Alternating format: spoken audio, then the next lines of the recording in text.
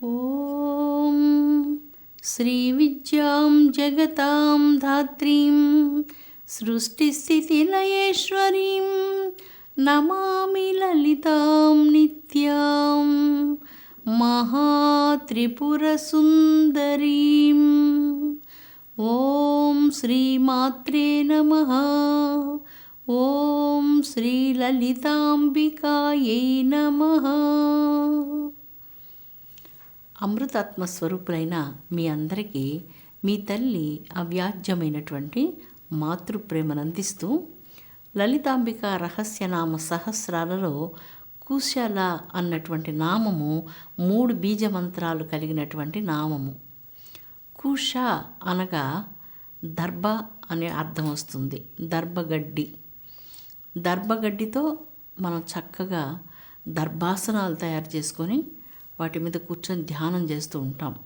కుశ అనేటువంటిది ఒక అర్థంలాగా వస్తుంది. పర్ణశాలలన్నీ మహర్షులు దర్భతోనే తయారు చేసేవారు. దర్భకు అతి విచిత్రమైనటువంటి శక్తులు చాలా ఉన్నాయి. గ్రహణ సమయంలో ఏర్పడేటువంటి విరుద్ధ కాంతులు, వాతావరణం వలన కలిగే ఆ మ్యాగ్నెటిక్ పవర్ మన మీద పని చేయకుండా దర్భ రక్షిస్తుంది. తీసివేసి శల అన్నటువంటి 2 బీజమంత్రాలు తీసుకొని చెప్పినప్పుడు చంద్రుడు అని అర్థం వస్తుంది. చంద్రరేఖను జటామకుటంలో శిరోజముల యందు ధరించినటువంటిది. అందమైనటువంటి చంద్రరేఖను శిరమునందు ధరించినటువంటిది. శల అనగా చంద్రుడు అని అర్థం. చంద్రుని కాంతి ఆహ్లాదంగా ఉంటుంది. కానీ ఈ చంద్రుని కాంతి అమ్మ కాంతి ముందు వెలవెలబోతుంది. ఎందుకంటే లెక్కబెట్టడానికి సాధ్యం కానటువంటి కోటాను కోట్ల చంద్రులంతటి కాంతిని మించిన కాంతి కలిగినటువంటిది. అలాంటి కాంతి ముందు ఒక చంద్రుని యొక్క చిన్న చంద్రశకలంలో ఉన్నటువంటి కాంతి చాలా స్వల్పమైనటువంటి కాంతి. ఆ కాంతియే చంద్రశకలంలో ఉన్నటువంటి చిన్న కాంతియే చాలా శోభాయమానంగా ఉంటే, లెక్కబెట్టడానికి సాధ్యంగా అన్నటువంటి కోట్ల చంద్రుల కాంతి కలిగినటువంటి అమ్మ వదనార విందం, అమ్మ యొక్క చరణద్వయాలలో నుంచి ప్రసరించే ఆ చంద్రకాంతులు ఎలాగ ఉంటాయో భక్తుడు ఊహించడానికి కూడా తరం కానటువంటిది. కుశల అన్న మంత్రాన్ని మనం 2 భాగాలుగా విభజించాం. మొదటి 2 బీజాక్షరాలు కుశాన్ని తీసుకున్నప్పుడు దర్భాన్ వస్తుంది. దర్భకు చాలా ఔషధి లక్షణాలు ఉన్నాయి. యజ్ఞభూషణ దర్భ చాలా విశేషమైనటువంటిది. యజ్ఞం దర్భ లేకుండా చేసేందుకు వీలే ఉండదు. తర్వాత శల అన్నటువంటి దానికి చంద్రుడు అని అర్థం వస్తున్నది. ఇక్కడ అతిశయించినటువంటి చంద్రకాంతి కలిగినటువంటిది. కోటాను కోట్ల చంద్రుల యొక్క కాంతిని మించి అతిశయించిన కాంతి కలిగినటువంటిది. అందువలన శల అని ఒక అర్థం చెప్పుకున్నాం. ఇక్కడ 3 బీజమంత్రాలు కలిపి మరలా ఇప్పుడు అర్థం చెప్పుకునేటప్పుడు కుశల అనేటువంటి నామంలో జగన్మాత మిక్కిలి నైపుణ్యంతో, మిక్కిలి శ్రద్ధతో, మిక్కిలి అనురక్తితో ఈ జగన్ నిర్మాణ కార్యక్రమాన్ని చేపట్టింది. ఈ బ్రహ్మాండ కోట్ల చిత్ర రచన అతి విచిత్రంగా సాగింది.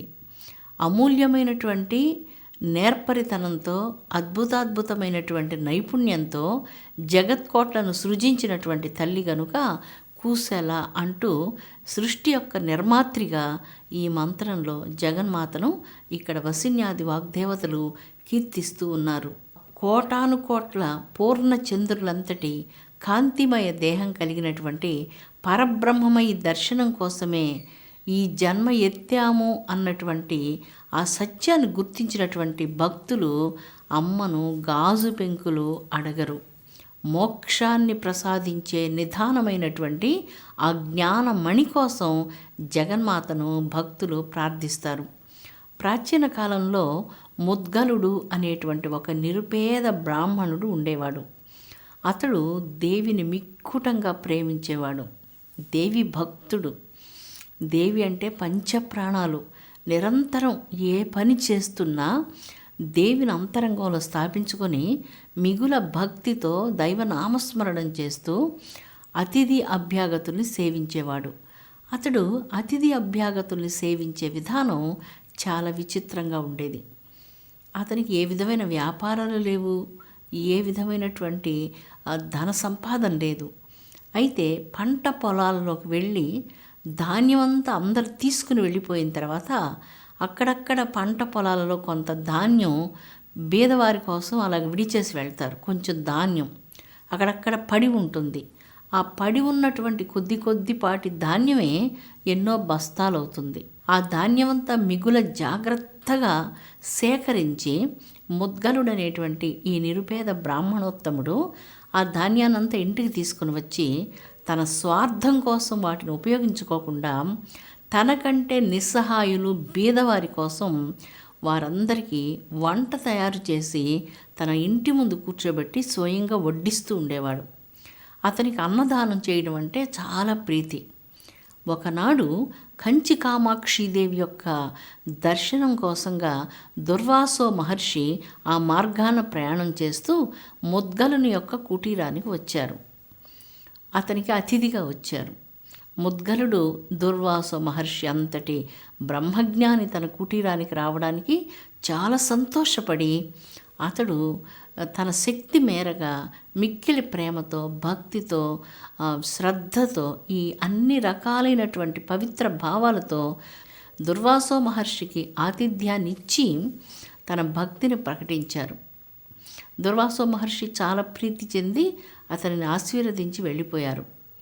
ఆ ప్రదేశాల్లోనే దుర్వాసో మహర్షి మహర్షులతో కొన్ని యజ్ఞయాగాది కార్యక్రమాలలో పాల్గొంటున్నందువలన కంచి కామాక్షి దర్శనం తర్వాత మరి అటువైపు ఇంకొకసారి వెళుతూ మరొకసారి ముద్గలుని దగ్గరకు వచ్చారు.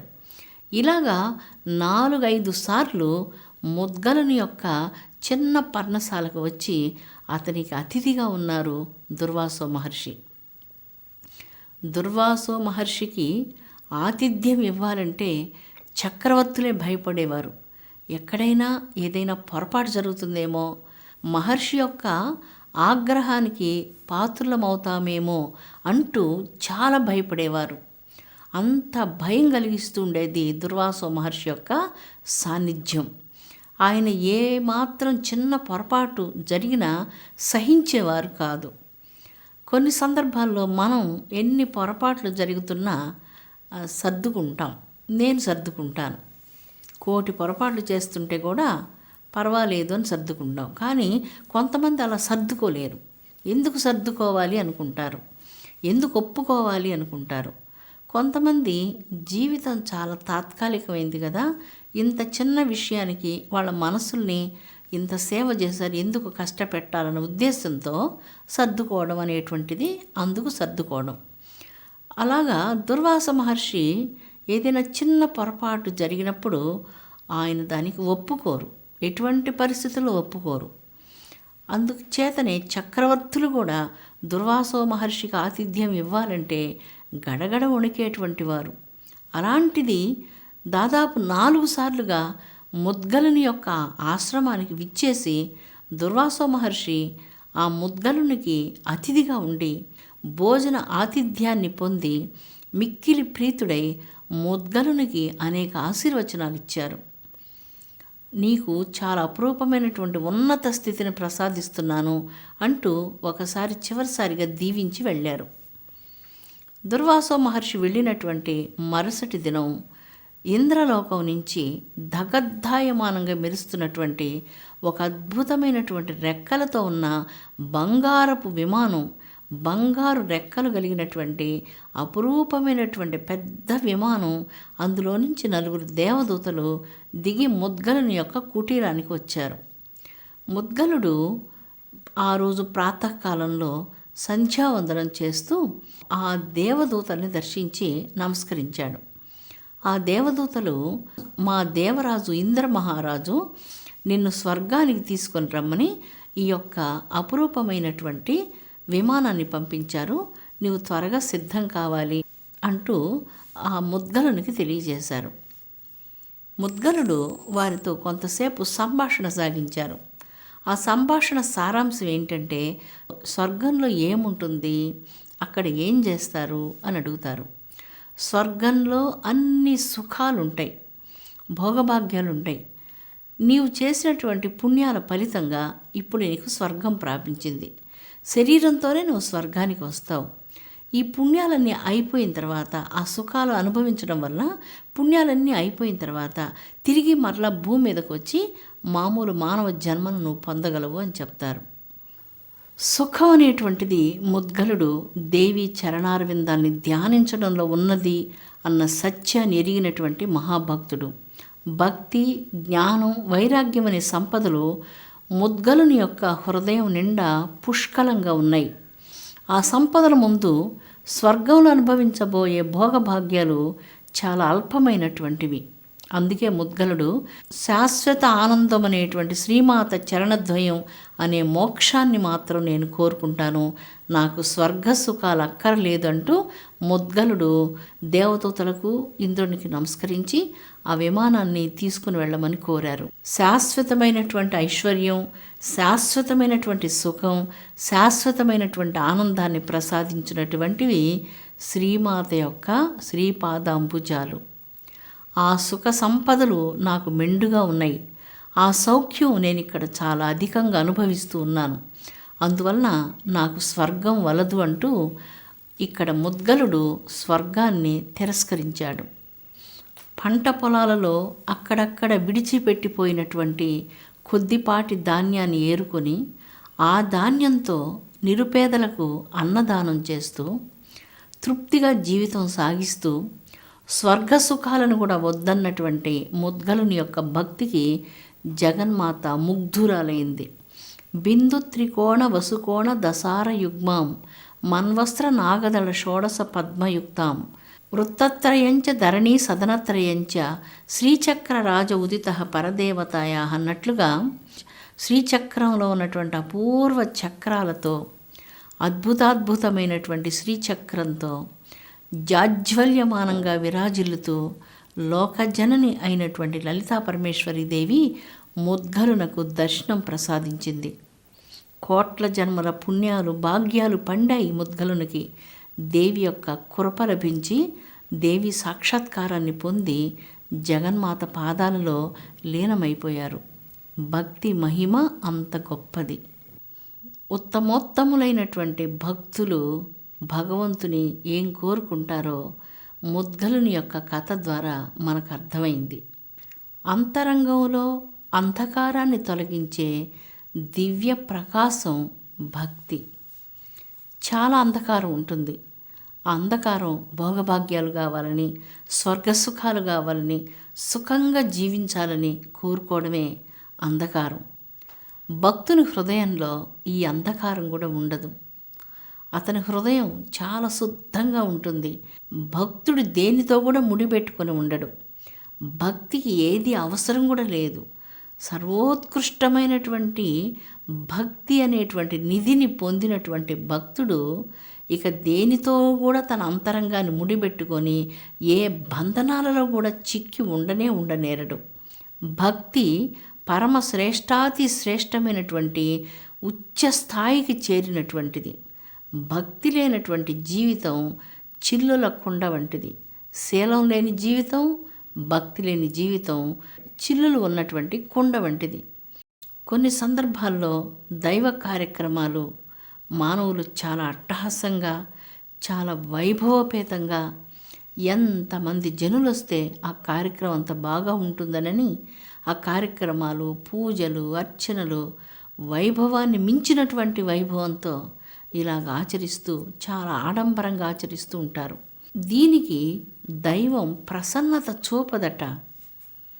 దైవం ప్రసన్నత చూపించాలి అంటే ముద్గలుని వంటి భక్తికి దైవం ప్రసన్నత చూపిస్తుంది.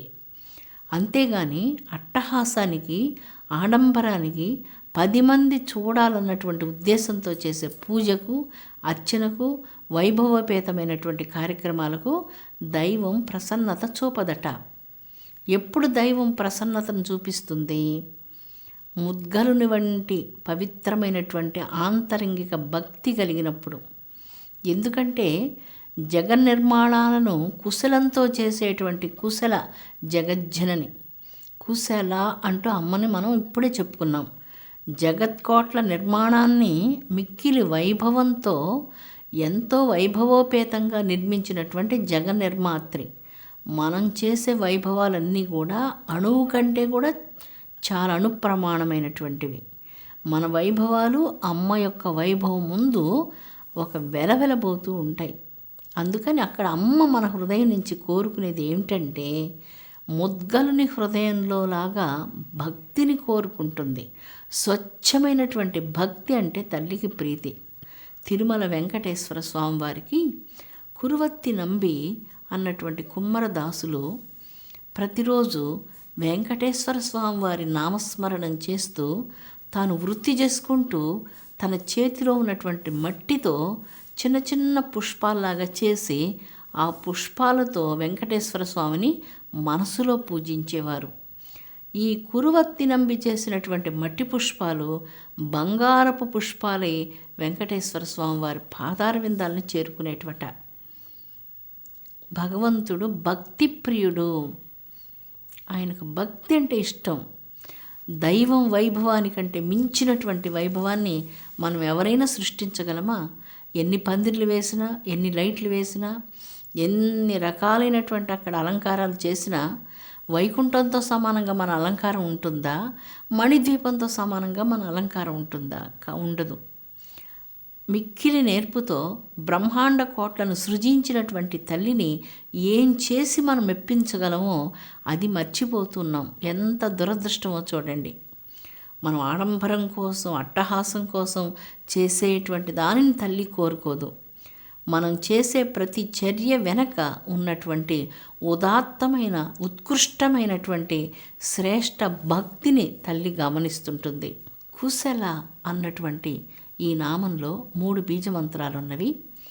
జగన్మాత, జగజ్జనని సృష్టి యొక్క వైభవాన్ని ఎంత మహిమోపేతంగా సృష్టించిందో జగన్నిర్మాణ శక్తి అయినటువంటి తల్లిని గురించి వసిన్యాది వాగ్దేవతలు ఈ మంత్రరాజంలో జగన్మాతను వర్ణిస్తున్నారు. అట్టి బ్రహ్మాండ కోట్లకు నాయకురాలైనటువంటి జగన్మాత మానవ కోట్లందరినీ చల్లగా దీవించునుగాక. ఓం శాంతి శాంతి శాంతి.